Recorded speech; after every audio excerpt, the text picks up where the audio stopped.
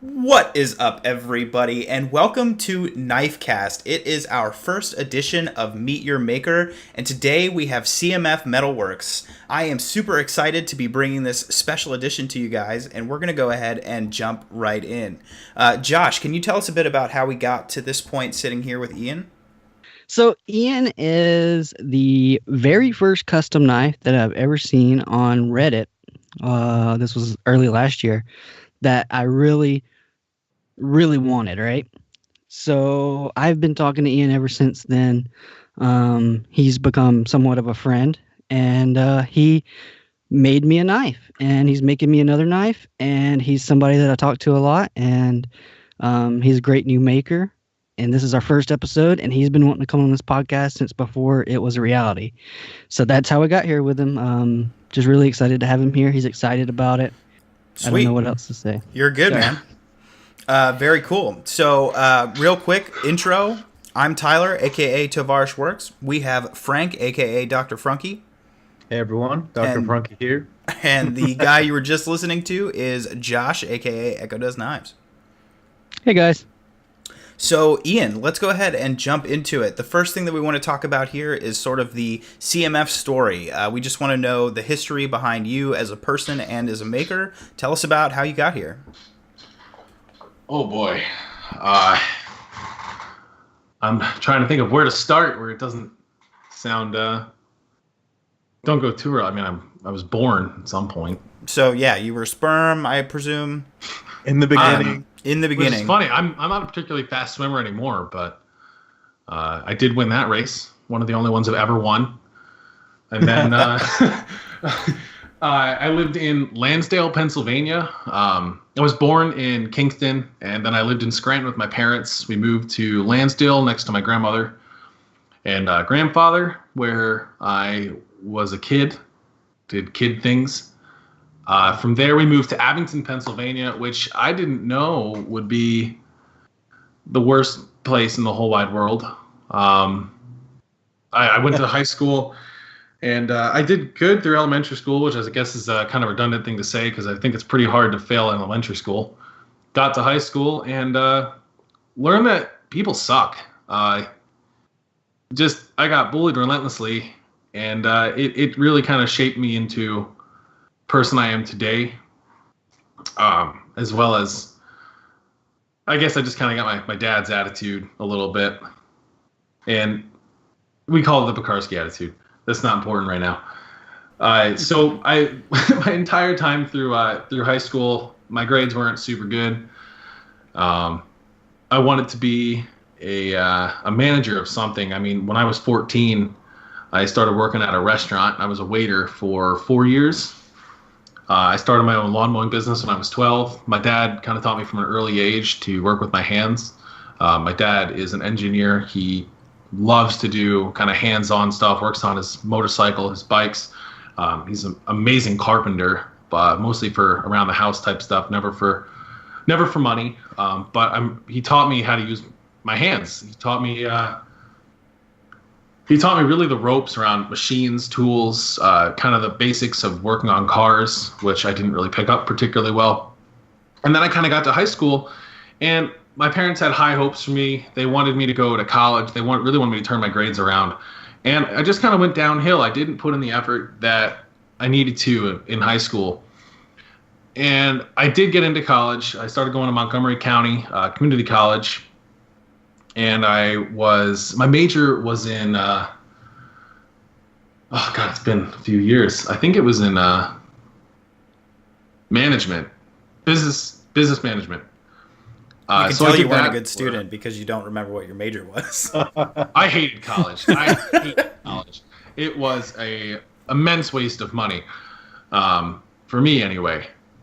And I do actually plan on going back to finish my degree, but now it's more for a personal pride thing than anything. And so during my time at college, it wasn't the best. I had to take macroeconomics like 3 times. I did meet my best friend there. Damien, if you're going to listen to this, how you doing? But I did take a few art classes. I took art history, I took ceramics, and ceramics 2, and I loved them, and it really kind of instilled in me how much I liked working with my hands. And with ceramics, there probably weren't too much of a chance of me really making money off of that. Like, it wasn't really a viable career path for me to go. So, but I did know that I wanted to work with my hands. And it got me into a few arguments with my dad, kind of saying that I'd rather be happy than successful, which, looking back at it now, wasn't a great argument to have. I was kind of an idiot then. I mean, I'm still an idiot, but I was more of an idiot then. At that time, I was working at Starbucks as a shift manager for 3 years. That's where I met my wife. She was my shift supervisor before I became a shift supervisor. We dated and kind of hit it for about 6 months, and then she got a job, I got promoted, and then we got married a year and a half later on April 21st of 2017. Congratulations. Thank you very much. I don't know that I'd be talking to you guys if I wasn't married to her, because she's been just one of the biggest supports in my life. But she is indirectly the reason I got into knife making. She helped me buy all the parts for my first computer as my birthday present for the first year we were dating. And you're probably thinking, Ian, what the hell does this have to do with making knives? It's a good question. I wasted a lot of my spare time playing Counter-Strike, Global Offensive. I got pretty good at it, which I guess really isn't something to be like super proud of. But I wasted a lot of hours. I have my Steam open over here, and I think it says I have like 436 hours on it right now. That's nothing. Nice. I used to play the old Counter-Strike, not Global Offensive. I forget what the name of that one is. Zero something? Just Counter-Strike. Just back when it was just Counter-Strike. Just Counter-Strike. When it was a Half-Life mod. Okay, back in the day. Yeah, back then. I got really good at that, but one of the things that you can do in that game is you can have like skins for knives, butterfly knives.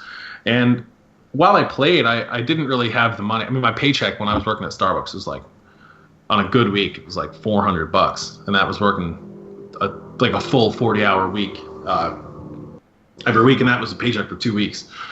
Starbucks takes care of their employees, but it's definitely not a livable wage. If you do work at Starbucks, don't worry, it gets better.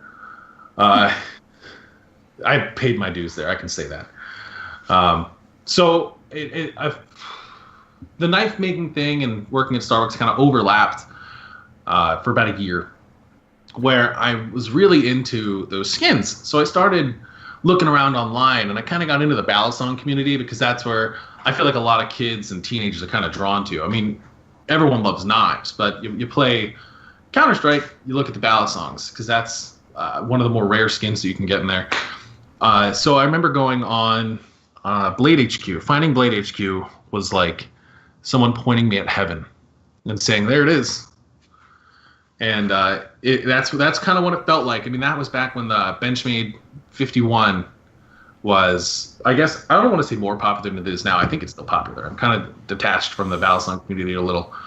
But I got into that, and then I started modding them. And I really admired a few of the modders. Josh Funnel, Wild Style is his username. Rotten Designs he's a phenomenal maker. And he is one of the people who gave me a lot of pointers when I first got started. But I got really tired of buying knives and decided I could make money modding them. So I started with modding, and I did that for a course of the year, kind of supplement my money while I was working at Starbucks. And a lot of it went just right back into it. I mean, I paid for multi-etch. I paid for, I got like a real power supply. I mean, when I first started, I was using 9-volt batteries. And then I got my first grinder. And that's also when I got my first credit card. Not a great mixture. Yeah. Making no money and having a lot of debt is not fun. So I kind of got, the deeper I got into modding, I mean, looking back now, there was definitely a lot to be desired with my work. I mean, I learned a lot moving forward, and then I got into custom knives. I started off with a Nathan Dewey Deviant Moving on to a Walter Wells folder. And then from there, I went to, I think that's when I made the jump from Walter Wells to Tough Knives, actually. Oh, wow. That's quite a jump. Oh, yeah. Having a $10,000 credit limit wasn't good for my wallet. So I bid on one of Jeff's auctions, and I won. And that's also when I realized that Jeff kind of lived pretty close to me. So I won that auction. I started chatting with him. Kind of a hard guy to get a hold of at first. And I remember I went over to pick up the knife, and I brought some of the stuff that I was modding and working on at the time, and I showed him. I was really proud of it, and he started showing me some of the stuff that he made, and I kind of thought to myself, like, I'd love to learn how to do that. So over the next couple months, I kind of talked to Jeff more and more. I went over to his shop a few times, kind of got to watch him work. And then he said, hey, like, I'll teach you how to make a knife. So we finally got to that. And that's actually how the Argonaut got started. Before that, I was drawing, as Tyler puts it, napkin drawings, napkin designs. And I was sending them to my buddy to be put into CAD or draft site. I'm sorry. And none of those models I ended up making. They just aren't kind of what I saw on the napkin drawing. They were a little bit different. But I think that's more of a program deficiency rather than my buddy. But so Jeff, we kind of redesigned the knife that I had originally drawn out, which is now my Argonaut model, and it's had a few changes over the year. So I remember we made that prototype. It took probably about 2 months of here and there work. He let me use his shop because I was working out of my dad's garage at that point, and I had probably a 6x6 area. I had a belt grinder and a table. I slowly started adding some tools to that. I got a really shitty drill press. I got a bandsaw that cost too much. And that was great and all, but there was no way I was going to be able to make knives with that. So Jeff really took me under his wing and taught me how to make knives and really just taught me the ropes. And I don't want to say a lot of my inspiration. A lot of my method comes from his shop. I've certainly adapted it to my own style of working and the tools that I have. But he definitely pointed me in the right direction.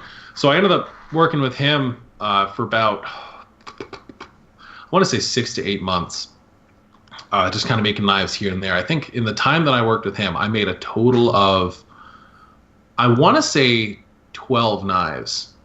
It might be more than that. I can't remember all of them. I have them all written down, but I can't remember all of them.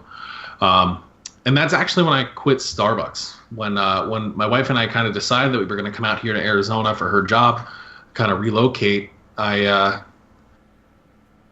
decided that I wanted to be a knife maker, full-time maker, not just a hobbyist maker.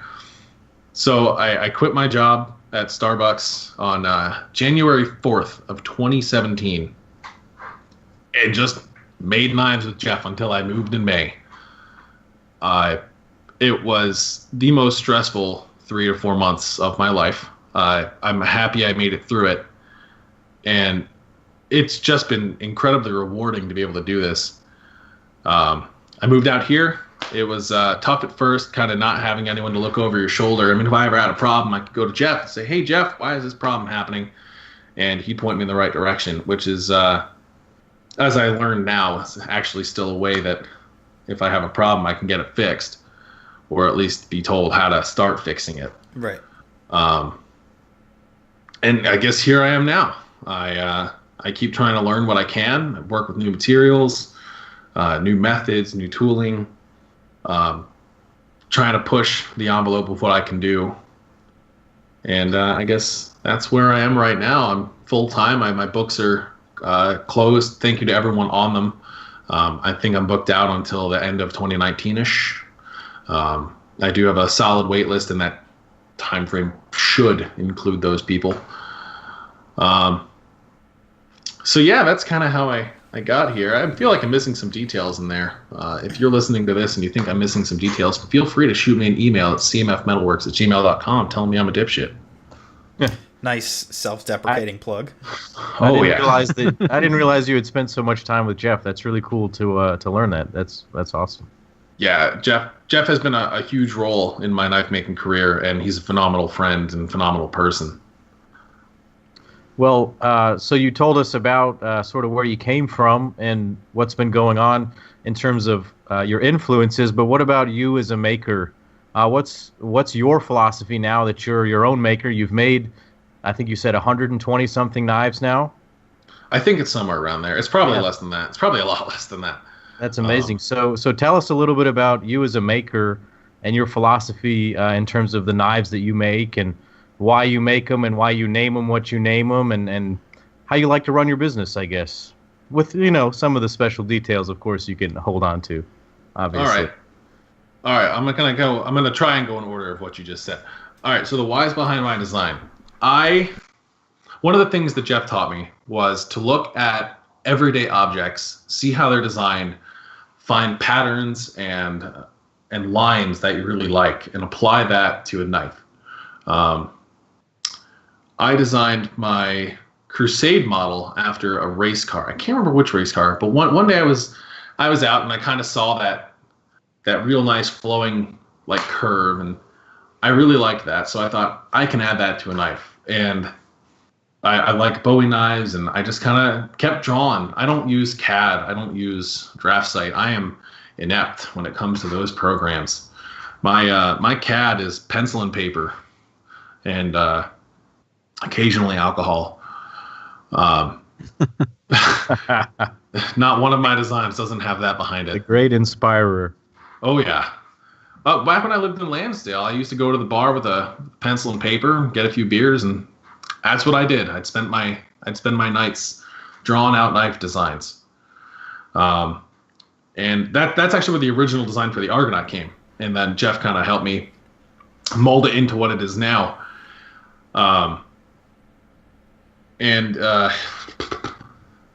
So that's actually how I prototype as well. A lot of people prototype, they make their paper cutouts and that kind of stuff. But when I have an idea, I tend to just roll with it, and I'll just put it onto metal and I'll make it. I've ruined a lot of knives doing that. So it's not a philosophy I'd recommend for other people if you don't have a lot of metal laying around. But that's how I did it, and that's how every prototype that I've made has come to be. I just drew it out and made it. Their names. How do I name them? At first, it was a joke. At first, when I made the Argonaut, I was going to name it Steve. Seriously. That was the original name I wanted to name it. Why? I don't know. Thought it was funny. Looking back on it, I mean, it would have been a dumb decision. So, full honesty here, I actually have a buddy named Richard. He names a lot of my knives for me. He'll give me a list of names that he really likes, and I'll kind of pick from there. So he gets full credit for the Argonaut and the Crusade. He named both of those. Interesting. Thanks, Steve. But Richard. that's my folders. Richard. Richard. His name is Richard. Yeah. We can name him Richard. Steve. My ballad songs are a little bit different. I mean, they each have like their own shape. Like Bowie knife is a Bowie knife, clip point's a clip point. But I'll name the grinds on them. I have a Sean, which is my Samurai Tonto. I have the Harold, which is a recurve Tonto. I believe I have a Frank grind, which is a double recurve. Well, that's my name. Sweet. Sure is. I might need to get one now. I can hook that up. You just let me know. Oh boy. You have a Larry grind, right? Larry? I do. Larry grind, not a Frank grind. I'm sorry, Frank. It's a Aw. Larry grind. Get Ah. out. Recurve. Well, I'll name one after you. The Frank grind. I think we should I'll make. make Why a are they people names? Like all of these Why- are people names. I don't know. Right? It's just easier to categorize them that way. I mean, it's cool. It's different. Yeah. How many people do you see doing that? Fuck it. Nobody. Yeah, exactly. So that's just kind of where that came to be. And then my fixed blades, I don't even bother naming them. But that's how I name them. I forgot the other questions you asked. Your like sales style, like, so you have books that you mentioned are closed. I know you do like auctions. here and there. Yeah. Have you like started selling at shows? Like, what's your business Blade model? Show? Blade Show this year is actually going to be the first year I'm going to be selling at a knife show. Okay. I'm very excited. It's I don't know how many knives I'll actually be able to bring. For those of you listening, I think I'm going to try and bring 4 straight sales and 2 auction pieces. That's a good table. That's a good table. That's awesome. This will be. I don't want them to be normal. I'm going to get to go. I think it'll be great. Can't wait to meet you in person and buy you a beer.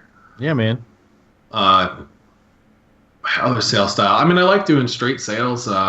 Normally, if I'm making a knife that's just for fun, I'm trying something new on it. I'll post it up on my Instagram and just say, hey, this one's available for anyone interested. And a few people contact me, and that's just kind of how they're sold. Other than that, it's all orders and book orders and pre-orders. I don't take money up front. Pre-orders as far as there was a time in between when my books were closed. Like I finished up my books in November, and when I opened my books in January. I can't think today. That a good I'd say 10 to 14 people reached out to me and asked for a build that was that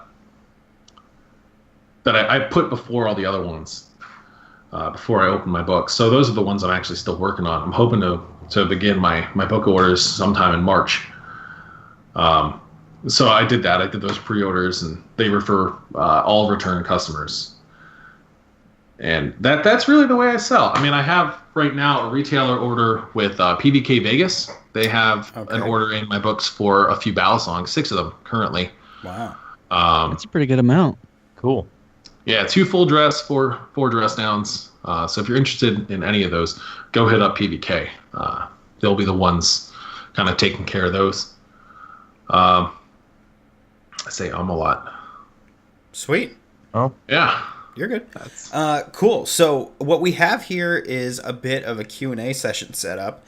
We took some questions from the community as well as from ourselves. And so we'll do the community questions first, and then we can jump into each of the 3 hosts' different questions. As far as the community questions, I'll toss it around for you guys to ask those. The first one comes from one of my good friends, HK Winger, on Instagram, and he wants to know, what are your thoughts on CNC and or automation, which would be like water jet, stuff like that.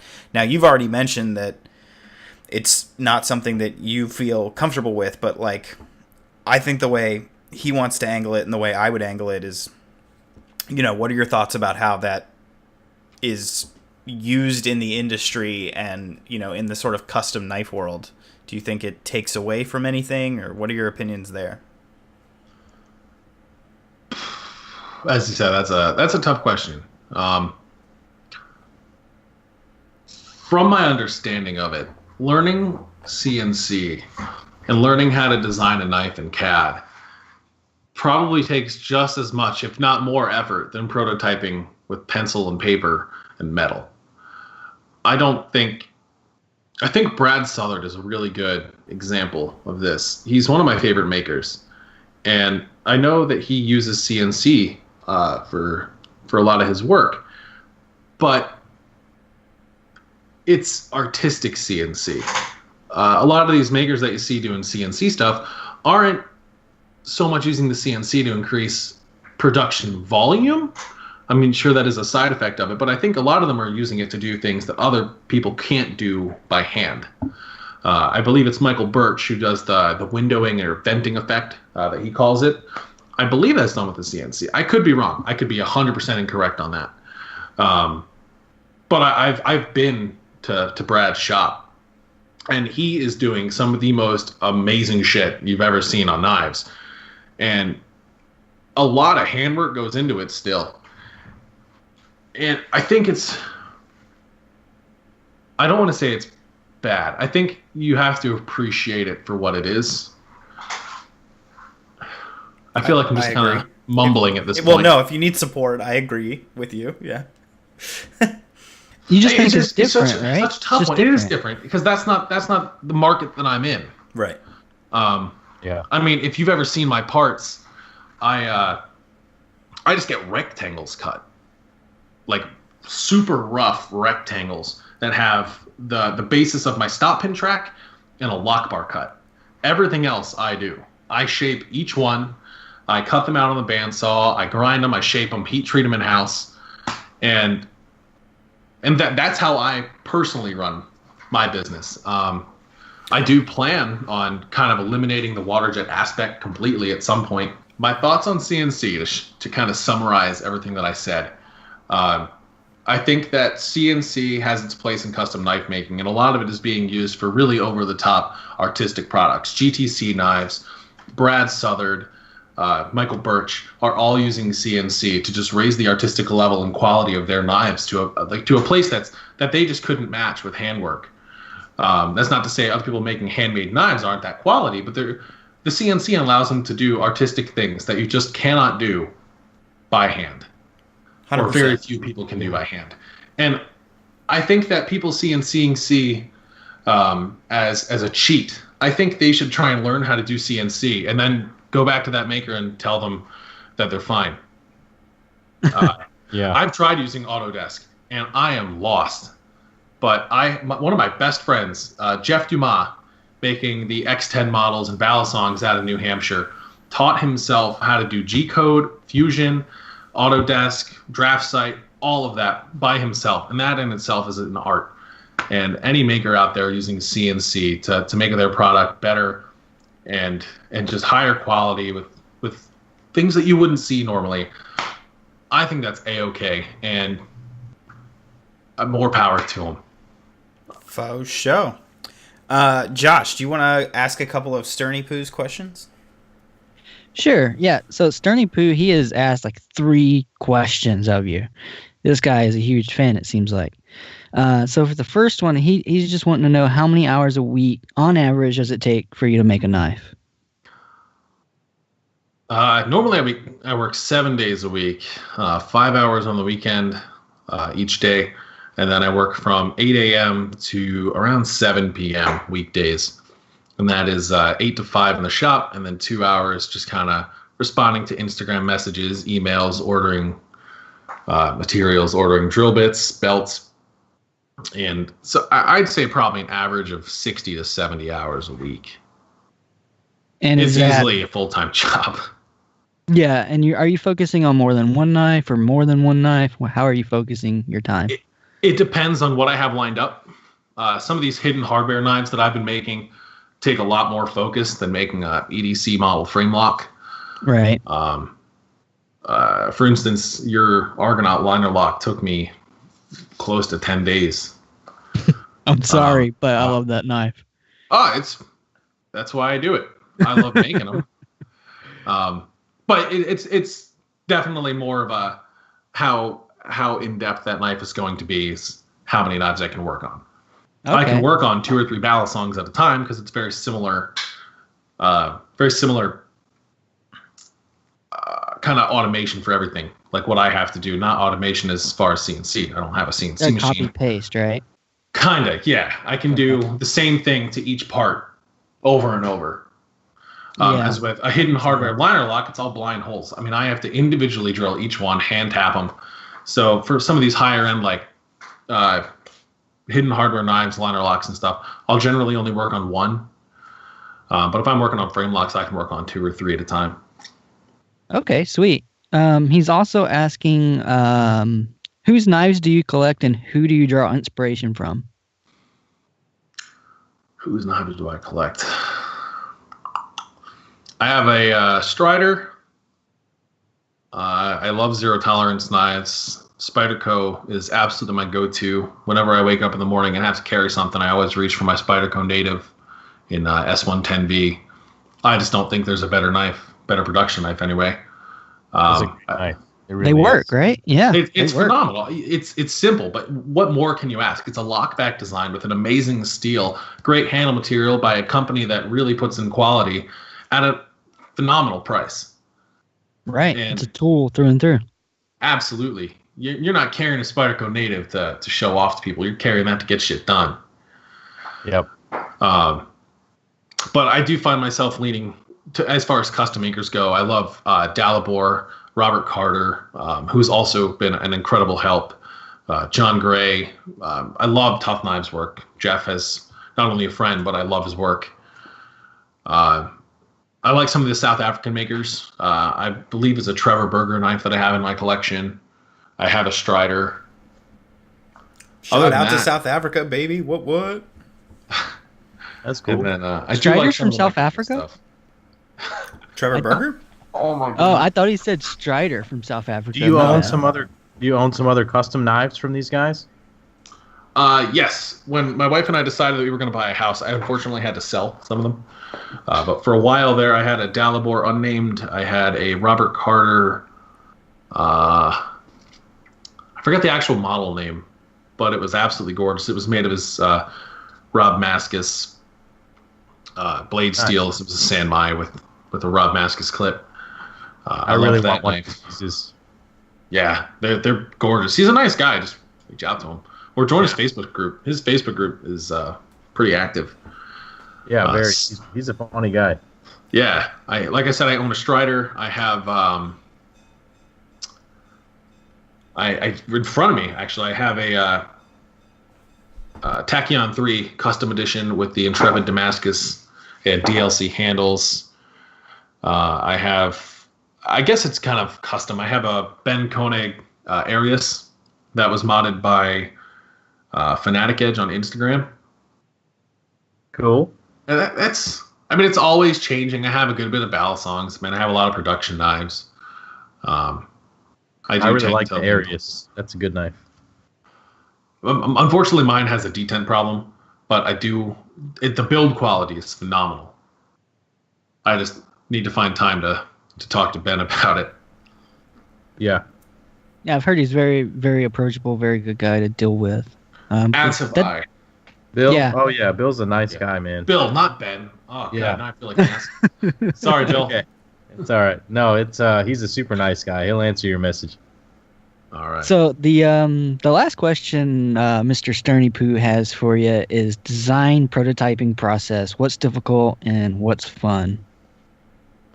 I hit on it earlier, I think. My prototyping process is really just kind of alcohol, pencil, and paper. What's the most difficult part of that? Just to like expand on it, like transferring it into material. Okay. Not so much the actual making of the knife. I'd say that's more the fun part. Once you slap that show scale on there, I think you're good to go. But when I draw a knife design that I want to make, I draw it in the open position. And trying to get that blade to fit in that handle with a backspacer that's that shape is what's hard. Doing the initial prototyping of that model, just very time consuming. My Crusade model, I wanted to fit a lot of blade into not a whole lot of handle. And I don't know if I've ever showed a picture of the inside of one of those. I'll have to do that. But that backspacer is probably about 30,000ths of an inch away from the edge of that blade. And they're full length now. They weren't when I first started, which added its own challenges. But I definitely say getting everything to fit together and make sure it's going to work is the hardest part. Once you have that show scale on there and everything's shaped and everything fits, you're good to go. That's when it gets fun. You get through the blade grind, detent, lock up, finishing work, really get to make it what you envisioned. Cool. All right, cool. Yeah. So, Frank, you want to ask the last question? Yeah, our friend Dwight Doucette asked, what's the most frustrating thing about making knives and sort of from a knife maker's perspective about the industry? I guess the question is like, as a knife maker, what's the most frustrating thing about the knife industry for you? That's a tough one. Yeah. I don't really think there's any one thing that frustrates you, because I can't say availability of materials. I mean, that is part of it for sure. It's getting harder and harder to find large quantities of blade steels or trying to find specific materials that customers want, because you have a limited amount of people making these products and they can't always have that in stock. Yeah. Can you expand on that? Like, are you in tune with like why that is. Like, why aren't, if there's demand, like, why aren't more people filling that role of, like, manufacturing materials? I want to say patents, but I don't know that that's really the reason. I think it has to do with just the knowledge of how to do it. I think some of these guys who are making Mokutai, Damascus, and kind of like those base materials, they don't really share that. I understand why. I mean, they're making phenomenal material, and I understand why you wouldn't want to share that with a lot of people. Yeah. I think that's really the reason that you don't see a lot of people making it. I mean, you have a couple guys out of Russia. You have Robert Carter making some of his own titanium Damascus. I believe it's either Bastinelli knives or Bastion knives making Ali some of his own. Bastion in Australia makes his own. That's what I'm thinking, Bastion, yeah. With Yeah. the Salamander model. Yeah. Yeah, I believe he's making some of his own. I think that's kind of why you don't see that. I mean, I think it kind of goes the same for carbo quartz. He knows how to make it.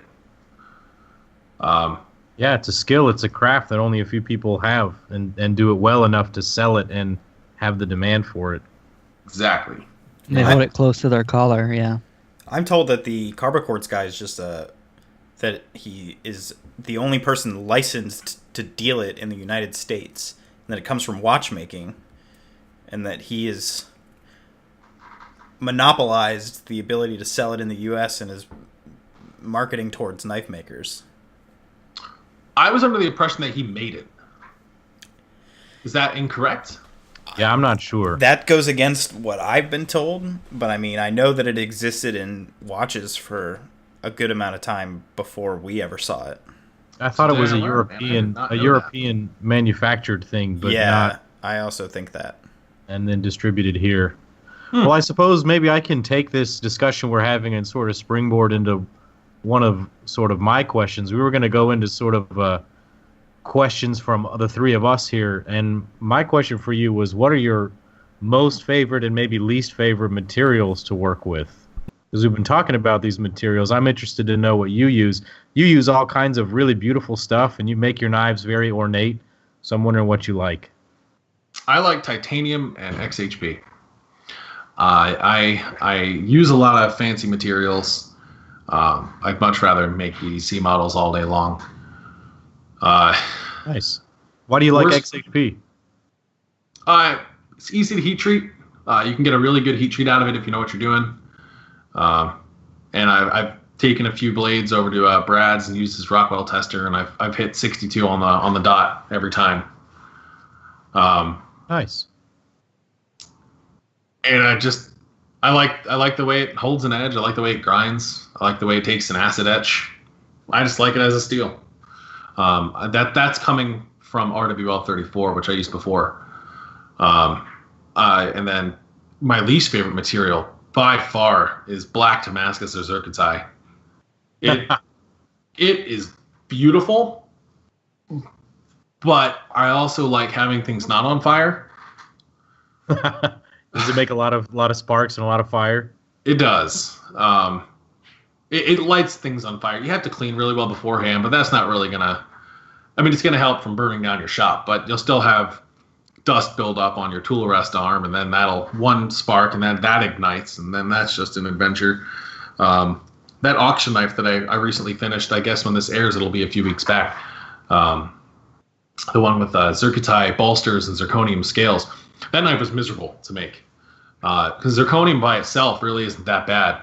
As long as you go slow and you collect the dust, or the dust goes into the bucket full of water, you don't really have to worry about too much. I mean, it does spark a lot, definitely hotter than titanium. When you mix those two together, it's like grinding lit fireworks. Yeah, titanium will burn for sure. Yeah, the Zirconsai and the zirconium, I think that I may have misspoken, is definitely my least favorite combination of materials. Well, yeah. dang, I understand. That's crazy.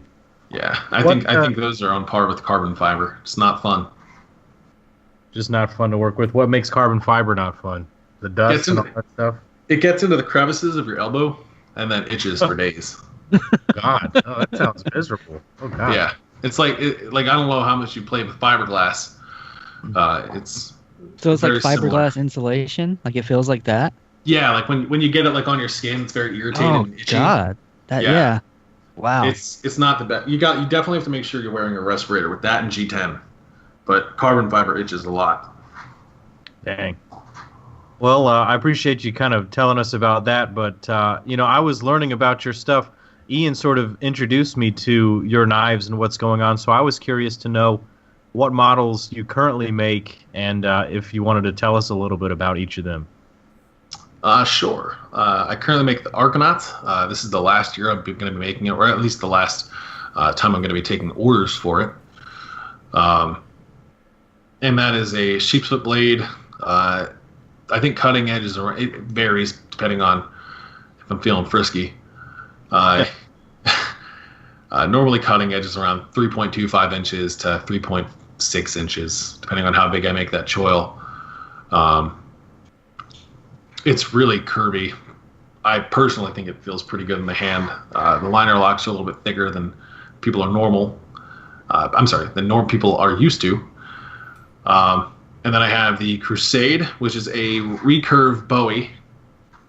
It's not too deep of a recurve. It's just kind of, I think Josh can actually attest to this. It's really not that recurved.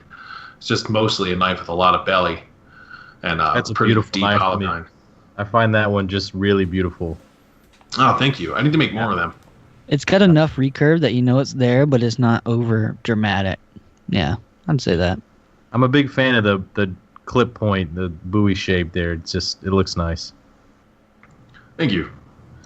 That handle design is particularly common. I have giant, massive waffle mitts as hands. I have a few pictures on my Instagram. Yeah, I have a few pictures on my Instagram of me holding some of my knives just on my open hand, and my knives are about 7.7 inches open, and you can just kind of see how large my hands are. So I do fit my knives to my hands. We noticed. Hey, that's cool. You should. I have big hands too. I appreciate that. Yeah. And I will say, I've got smaller hands, right? Like I've got Whopper Junior hands over here. You got tiny little baby hands. You got Trump hands, dude. Trump hands. Trump hands. I've got some Shabazz hands. Seen in Deadpool. Yeah, Shabazz hands. There we go. But I will say I like larger knives. I'm not like Shabazz. Like anything less than 3.25, I'm not very interested in. But I will say, like, I don't have the Argonaut in hand yet, but the Crusade is extremely comfortable in my hands as well. So you might make them for your hands, but I mean, it works perfect for smaller hands too. Because it's contoured well. Yeah, very well. Cool. Well, I'll go ahead and test them out on my wife. Well, you should probably rephrase that. I don't condone stabbing your wife. Oh my god. Try your knives on your wife before you know. I'm gonna pull Astros come at work from now on. These are wife tested. There you go. Enthusiast tested, wife approved. It's like Tag on that. So I wanted to know sort of like where you see your business going, and you said that your books are run out until 2019, so obviously that's where your business is going, is finishing that. You've also said that you're pretty committed to hand-built custom knives. So eschewing sort of those aspects of my question, since they've already been addressed, have you considered if you were approached to license a design to a production maker, or if somebody wanted to make a CNC mid-tech alongside you where you did all the finishing work but they built a knife, like Gavco and Millet did? Is that something that you're open to? I do currently have a design with BRS. You do? Wow, Yeah. that's pretty impressive. I did not know that. I didn't know that either. That's cool. It's been in the works now for a few months. I hope it comes to light. I mean, there's a lot of production stuff that they have to figure out to make sure it'll come to life. But they do have one of my designs with them. Who's BRS? Someone enlighten me? They're Blade Runner Systems. Yeah, they make balisongs. Balisongs. But they're trying to break into the folder market. Oh, I didn't realize that. Okay. Yeah, and they do have one of those. I was talking to my buddy Jeff Dumas about the possibility of making a small mid-tech run of my Argonaut model, just just all EDC models. We probably won't offer too much of the high-end fancy stuff, and I'll do blade grinding, finishing work, assembly, but the handles, scale, spacer will all be CNC'd out. All right. Well, that definitely answers that. Yeah, that's a true mid-tech in name too. It's not just. I mean that follows the definition. So that's a mid-tech I'd be interested in. Yes, because our whole last episode didn't talk about defining mid-techs. Josh, why don't you go ahead and ask your questions, man? All right. So my first question really is just like, what do you enjoy the most and least about being a full-time knife maker, being self-employed, and being the only guy there, right? So what's the most and least things you enjoy the most about it? I think the most and least thing I enjoy about being a knife maker is being alone all the time. I'm not what you'd call a social butterfly. Right. It's definitely nice having no people to answer to and having really no one breathing down my neck. But it's also kind of a downfall. I find myself listening to podcasts. I find myself calling my wife too much because it does get lonely. I think that's probably the most and least thing that I enjoy about knife making. If we're going beyond that personal aspect. You've done the live streams, though. I have. That's something that you're, I assume, doing to counteract that issue. Not only that, but it also helps me kind of get over some of my social fears. High school wasn't good to me. I spent a lot of my time avoiding people, and it's kind of my way of, I guess, self-therapy. Sure. Trying to put myself out there a bit more and be comfortable talking to people. I can definitely relate. Like, I've made some of the same choices. I work by myself. I don't talk to people except on this podcast. Yeah. Aside from really the, I guess, personal aspects of that, my most favorite thing about knife making is the freedom to do what I want to do. I love being able to wake up in the morning and not have to wake up at 3 a.m. I can wake up at 7. I can go get my coffee. I can spend the morning with my wife before she leaves for work. I can go out in the shop, kind of decide what I'm working on that day. I know I have orders to do, but I tell every customer that I am going to add my own flair to it. So it does leave me some room for creativity. I do have customers who tell me, hey, Ian, do whatever you want. And it's just really kind of a freeing feeling, being able to have that creativity, just let it run. And then the least favorite is probably the time aspect. I do spend a lot of time working. It's to the point where I'm constantly amazed by other makers and how well they respond to people. It is definitely a constant struggle reaching out and talking to every person who messages you. I love that they message me, and I love talking to them back. But I'm bad at setting personal limits on when and where I'll respond to these people, to the point where my wife sometimes gets a little upset at me. And if you're listening to this, sorry, sweetie. I'm not a maker, but I do a YouTube channel, and Tyler, maybe you can attest to this, but there are a lot of messages that kind of come our way, and it is hard to keep up with it in a full-time job too, to balance it. I feel you on that one. Yeah. So that's about where I'm at with the least favorite thing. You know what I think? If I was like a full-time knife maker, my favorite thing about being a knife maker would be? What? No commute times. You don't have to go anywhere. That's good now, but back when I was working with Jeff, if I was at my apartment, that was a 45-minute drive. If I was staying at my parents' house, that was an hour and a half. Yeah, so like if you have your own shop, so if you like had if your shop was somewhere else, that's true. Okay. Yeah, I do know makers who do that. I am very fortunate to be able to walk 15 feet and be in my shop. I'm sitting on the wall on the other side of my garage right now. That's awesome. Yeah. Yeah. So the other thing, and you can go as far down this rabbit hole as you would like. I'd like for you to go as far as you can. But any funny stories you can share with us coming from your knife maker position, just go at it. Funny stories. Oh, come on. You got to have a couple. There's nothing funny about knives, Josh. Oh, man. Anybody Crazy ever ask you customers, to do like- something crazy, or put a backspacer on a knife that's already been contoured, and you're like, dude, that's retarded. Or you farted so hard while you were grinding out a blade that you had to start over with a new blade. Blew out your Zerkatai. On a regular basis, I'll forget that I have my glasses on my head. That's not really that funny. I mean, We're about as trying. funny So as that the gets. funniest story you have is you forgot you had your glasses on your head. Well, I think it depends on your definition of funny. I mean, I thought it was funny the time that I was contouring some balisong handles. My dad walked into the garage, tapped me on the back of the shoulder while I was focused on grinding with headphones on. I let the handle slip, fell into the belt, flung around the belt, broke the belt, flew out the top tensioning wheel, and missed my head by like a centimeter. No, see, that's Oh what my I'm talking God. about. There Like, go. you gotta That's imagine that, good. like, in the course of like 1 second.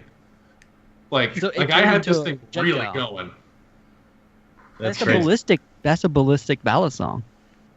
Yeah, it's illegal in some states. It's I think definitely it's actually legal. legal in most states.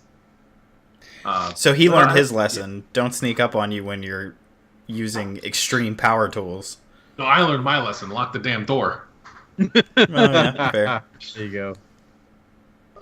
Aside from that, I really don't think there are too many. Nobody's asked you anything just silly, for lack What of do a you better think word. people ask him to do, Josh? Make a I don't dick-shaped know. knife? Maybe. Oh, I don't even want to talk about that. Just wait till Blade Show. Oh, God. Oh, man. It's for Oh, no, a friend he's of gonna- mine who's not expecting this, and it's I've seen. Go ahead. Sorry. I'm not gonna, without going into too much detail. I'm making something called a penis song.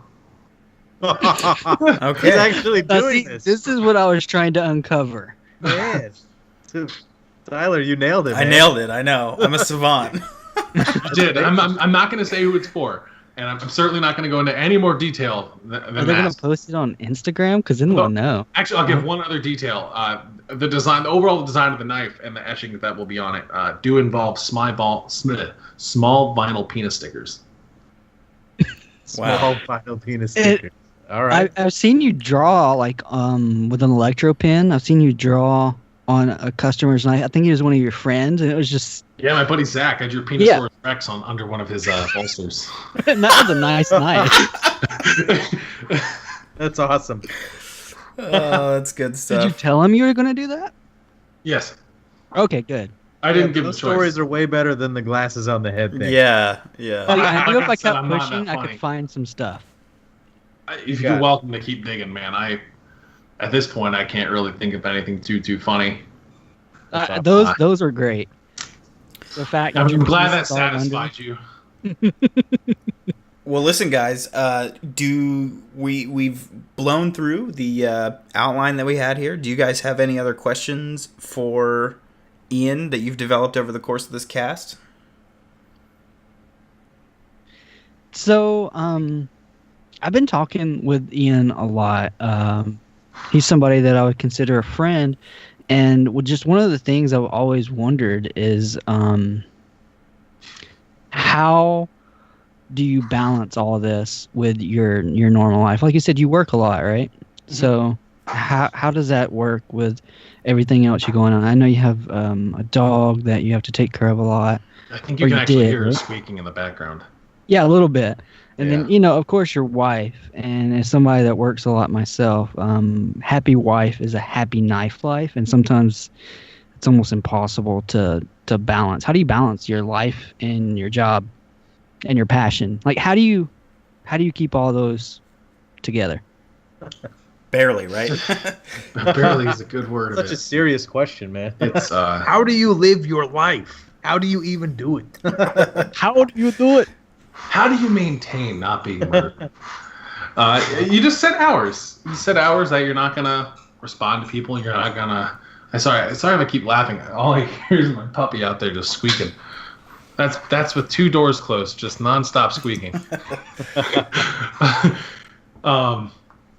Honestly, I think just setting aside time to spend time with your family is really just all you got to do. After we were done recording this, I'm gonna put the phone away. I'm gonna turn off the computer. I'm just gonna hang out with my wife.